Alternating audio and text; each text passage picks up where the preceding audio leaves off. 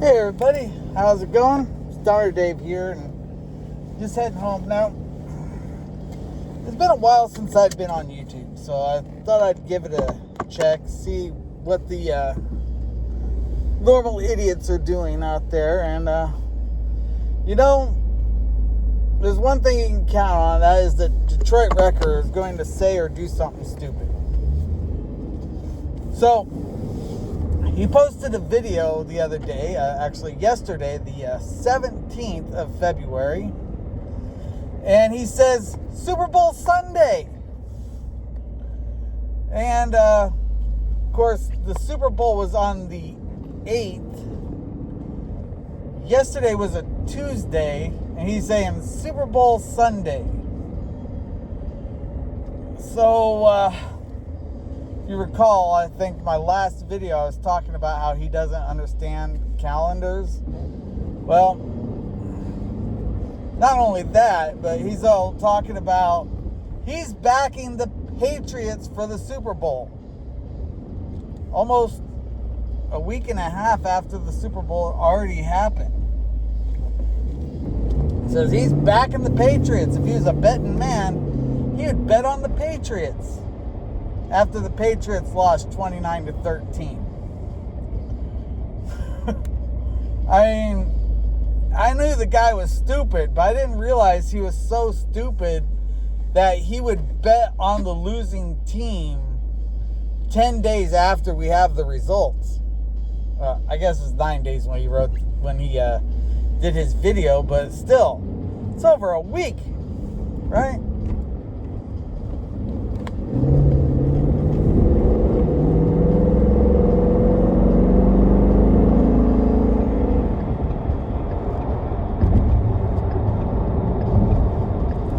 So, over a week after we got the results of the Super Bowl, he's posting a video on YouTube talking about how he thinks the Patriots are going to win. Then he says, oh, why aren't the Detroit Lions in the Super Bowl? And he says that it's because the head coach sucks. No, dude, it's because the Detroit Lions suck. The Detroit Lions have never won a Super Bowl. Never in the history of the NFL has the Detroit Lions ever won the Super Bowl. They're one of the worst, if not the worst team in the NFL. I mean, you think of bad Super Bowl or bad football teams and you say, okay, well, you got the Cleveland Browns and the Detroit Lions. Those are the bottom of the barrel. And the fucking Browns actually had a good season a while back, you know? So, I mean, they didn't go to the Super Bowl, but they did better than the Lions. Yeah, it's not the head coach, right? It's not the coach. And I mean, I don't want to be unfair to the team, but I mean, the team, it's a bit of a joke too, you know? I mean, let's be real.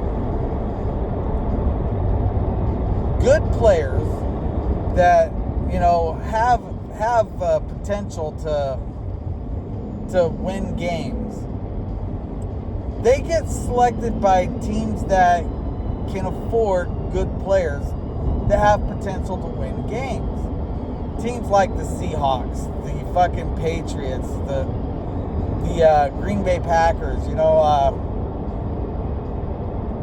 these are teams that have a history of winning. Now, he made some statements about, you know, it's because the team likes the coach, right? And that they were ahead of themselves, blah, blah, blah, a bunch of other shit. And it kind of made me think a little bit about, well, the Seahawks, when they won a game in 2012. They won the Super Bowl.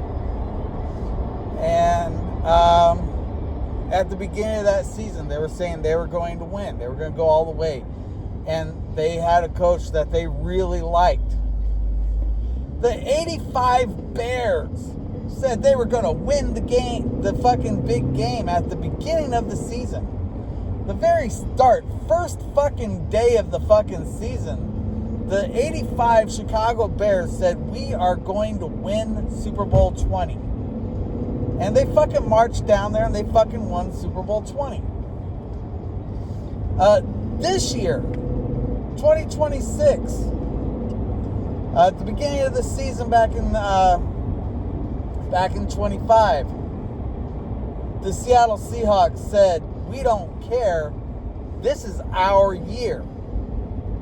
We are going to win. And they fucking won. Now, the other thing I should point out is that, he's saying that if he were a betting man, he would back the Patriots 9 days after the game.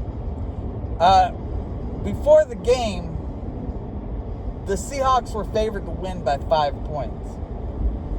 That's what the spread was on any gambling site you go to. They won 29-13, beating the spread by a large margin. They fucking dominated that field.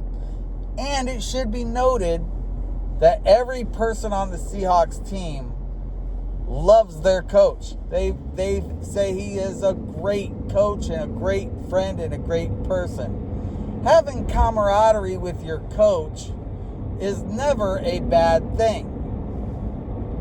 Having a coach that won't push you, that's another thing. And I think he's confusing camaraderie and friendship with the ability to have a little bit of a pushing effort.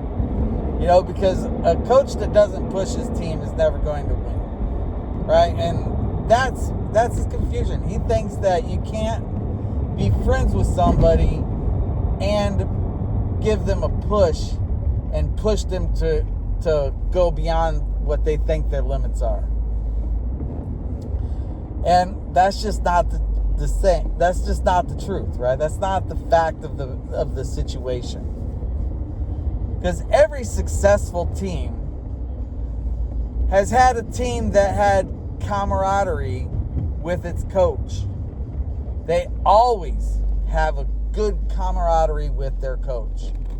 The coach is a member of the team. He's under the impression that the coach is a separate entity from the team. He says, the players don't even talk to the coach.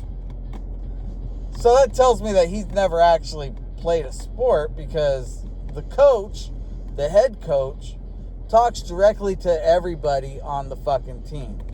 They coach everybody. Now, you have specific coaches, the offensive line coach, you have the defensive line coaches. You have several coaches out there. But the head coach, he's the one that gives the fucking big motivational speech. He's the one that comes out there and talks to everybody.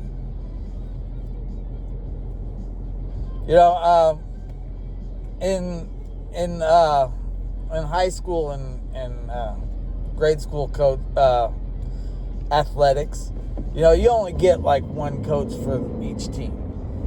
And that coach, takes all the coaching responsibilities. And when you get to the majors, there are more coaches. But still, they take they give their feedback to the head coach. And the head coach goes and shares that with the team. And they'll talk to you directly. The individual coaches for your specialty, like say you're a kicker or whatever, that coach will talk to you. But everybody on the team talks with the head coach. Everyone on the team builds camaraderie with the head coach. You have to. You're a team. If you have an element of the team that you're not communicating with, you're not being an effective member of the team. If the head coach isn't an effective member of the team isn't going to find success. Now, he's saying that, the Detroit Lions, their problem is their coach. And no, the Detroit Lions' problem is the whole fucking team as a whole, right? They've never won a Super Bowl. Why is that? They've had different head coaches throughout the year, and I'm sure there are some head coaches that people weren't friends with, right? So is it the head coach? No. I would say it probably has more to do with the team itself and being able to get good players on the field. Detroit Lions don't have a lot of fucking capital to get high-end players. They don't get first-round draft picks. They don't get third-round draft picks, right? Unfortunately, they have to get what's left. They get what's left, and that is the big reason why they don't get championships. You cannot get championships if you don't have champion players. It's just the facts, right? Seattle went to the Super Bowl a few years back against the Patriots. This was a rematch they just had. They went a few years back against the Patriots, and they were going up against Tom Brady. And Tom Brady, you know, he's the fucking GOAT, right? Nobody's going to fucking go onto that field against Tom Brady and fucking dominate, right? And fuck, they lost against Brady, right? They lost against Brady, but Brady's retired now. So it is what it is, right? Do I think that this team could have beat the Patriots with Tom Brady? No. And I even said that fucking before the Super Bowl, you know. People at work, you know, I'm in Seattle. Everybody's a fucking Seahawk fan here. And they were talking, we were talking, you know, like, you know, yeah, we went up against fucking the Patriots, forget what year it was, it doesn't really fucking matter, right? And we lost, right? And they said, well, you know, this is a good payback for us. Maybe, you know, there's a chance. I was like, nah, man, there's no chance. Patriots don't have a chance. Last time they had Brady, you know, they don't have Tom Brady anymore. He's retired. And without Brady, they don't have a fucking chance. They're still a good team, right? They're still a good team. It's just they're not good enough to go against a team like the Seahawks without somebody really fucking in there like fucking Tom Brady. And that's the fucking bottom line right there, right? Coaches don't make the team. The team makes the team. Now, if you got somebody out there that has a good fucking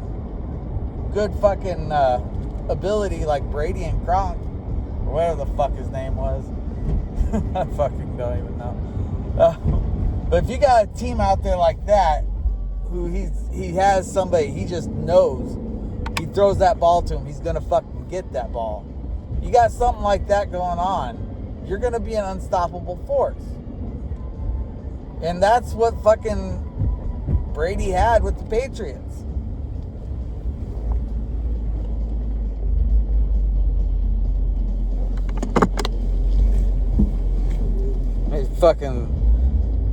Yeah, man, 9 days after the game, he's sitting there talking about, yeah, I'm putting my money on the fucking Patriots. 9 days after the game. Now,